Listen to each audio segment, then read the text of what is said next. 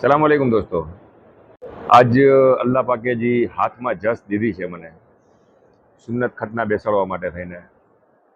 તો આજ અમે અહીંયા શ્રીનગર પહોંચ્યા છીએ દાદા જલાલ ઉમરાણી જે અમારા દાદા છે એની દુઆથી।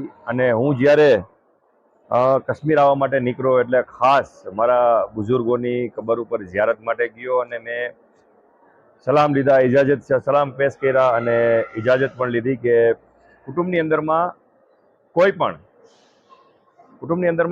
આટલી દૂર સુન્નત બેસાડવા માટે નથી ગયું।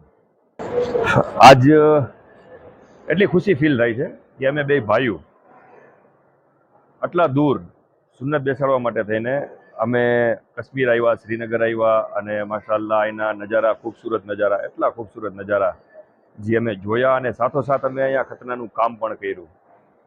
આ દુઆ જ છે જેને કહેવાય કે યે સબ તુમ્હારા કરમ હૈ આકા, જો બાત અબ તક બની હુઈ હૈ और मैं इस करम के कहाँ था काबिल, हुजूर की बंदा परवरी है।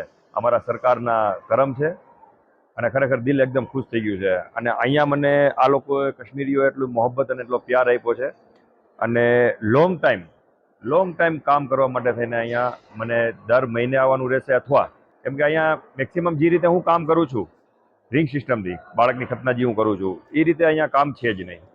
અહીંયા સ્ટીચથી કામ કરે છે અથવા કોઈ લોકલ વ્યક્તિ બાળકના ખતના કરવા માટે થઈને ઘરે જઈને ખતના કરે છે, કોઈ પણ લોકલ વ્યક્તિ અહીંના જે હોય છે એ, અને બાકી ડૉક્ટર લોકો જે સ્ટીચ લે છે એ, અને ચાર્જીસ બહુ હાઈએસ્ટ છે અહીંયા।